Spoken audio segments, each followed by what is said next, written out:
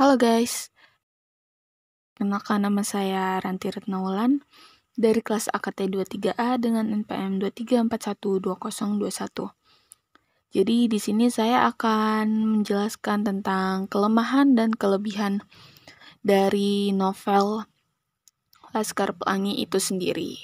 Ya, oke, jadi siapa sih yang nggak tahu film atau novel dari Laskar Pelangi karyanya Andrea Hirata ini?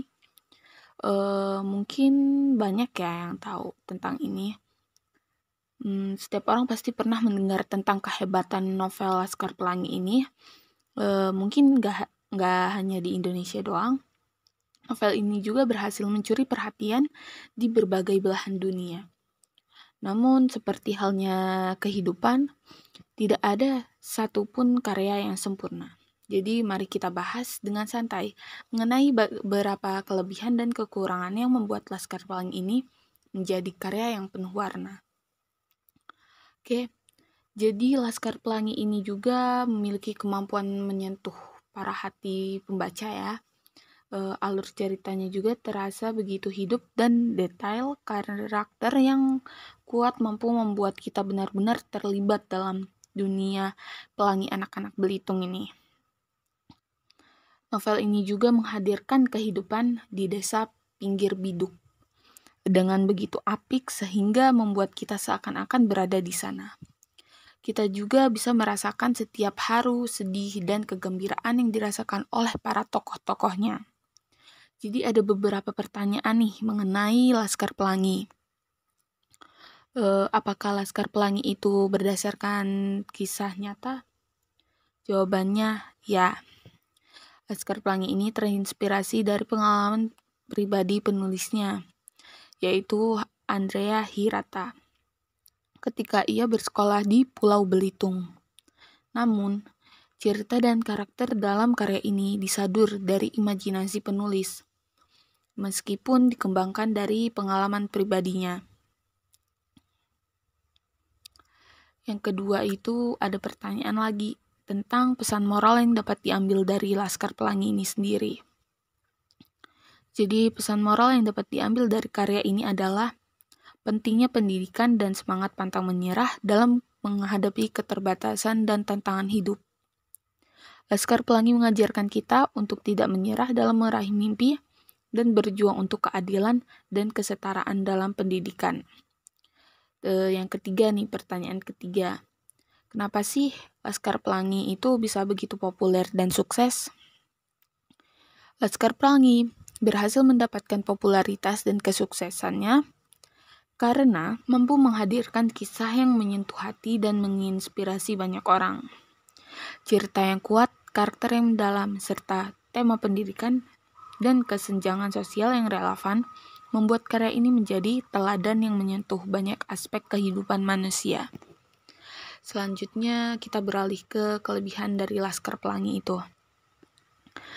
Dalam novel dan film Laskar Pelangi, terdapat beberapa kelebihan yang menjadikannya sangat menarik dan berbeda. Berikut ini adalah beberapa dari karya ini. Yang pertama ada ceritanya yang sangat inspiratif. Jadi Laskar Pelangi memberikan inspirasi dan semangat kepada pembaca atau penontonnya, terutama terkait dengan pentingnya pendidikan.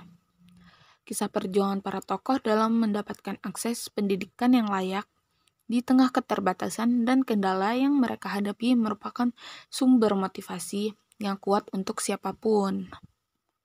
Yang kedua, penggambaran karakter yang kuat. Novel ini berhasil menggambarkan karakter anak-anak desa dengan sangat kuat dan autentik. Masing-masing tokoh memiliki keunikan dan perbedaan, namun tetap saling mendukung dan bekerja sebagai satu tim, sesuai dengan semangat dari Laskar Pelangi itu sendiri. Yang ketiga ada cerita yang terhubung dengan realitas sosial. Laskar Pelangi berhasil mengangkat isu-isu sosial yang ada di sekitar kita, seperti kesenjangan pendidikan, kemiskinan, dan keterbatasan akses untuk mendapatkan pendidikan yang layak. Dengan cara ini, karya ini menjadi lebih dari sekedar cerita fiksi biasa, tetapi juga memberikan sudut pandang yang lebih luas terhadap masalah-masalah tersebut. Yang keempat, ada bahasa yang sederhana namun indah. Salah satu daya tarik dari novel ini adalah penggunaan bahasa yang sederhana, namun mengandung keindahan dan makna yang mendalam. Novel ini juga mampu menjalin emosi para pembaca dan penonton melalui penggunaan kata-kata yang pas dan mengena. Terus kita selanjutnya membahas tentang kekurangan dari Laskar Pelangi itu sendiri ya. Tentu saja dalam karya tidak ada yang sempurna. Begitu juga dengan Laskar Pelangi.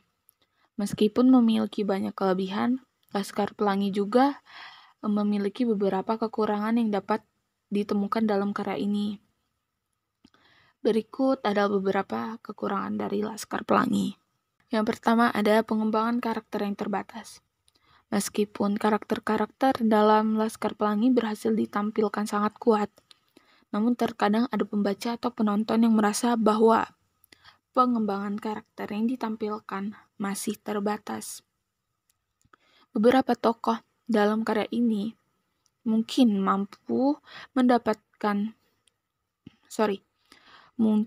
mampu mendapatkan perkembangan yang lebih mendalam. Yang kedua, cerita yang terkesan berlarut-larut. Beberapa bagian dalam novel maupun film Laskar Pelangi terkesan berlarut-larut dan tidak terlalu bergerak maju. Hal ini membuat beberapa pembaca atau penonton merasa bosan atau kehilangan minat. Yang ketiga ada clash dalam plot.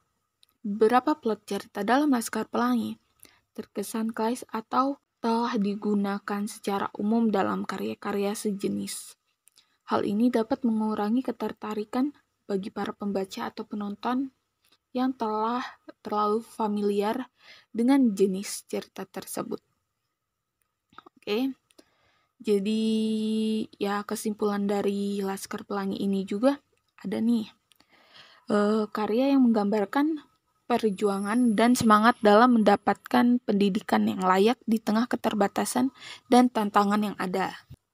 Oke guys, tadi kan saya udah ngejelasin tuh ya, kayak tentang pertanyaan-pertanyaan mengenai Laskar Pelangi, kelebihan dan kekurangan dari Laskar Pelangi itu. Jadi mau ngasih tahu nih kesimpulan dari karya Laskar Pelangi itu. Karya Laskar Pelangi ini menggambarkan tentang perjuangan dan semangat dalam mendapatkan pendidikan yang layak di tengah keterbatasan dan tantangan yang ada. Dalam kekurangannya, karya ini tetap memberikan inspirasi dan pelajaran yang berharga bagi kita semua. Melalui menggali lebih dalam ke dalam pesan dan makna dari Laskar Pelangi, kita dapat mendorong perubahan positif dalam masyarakat, terutama dalam menciptakan akses yang lebih baik dan merata terhadap pendidikan. Oke, jadi itu saja yang tadi saya jelaskan. Sampai jumpa di video selanjutnya. Bye-bye.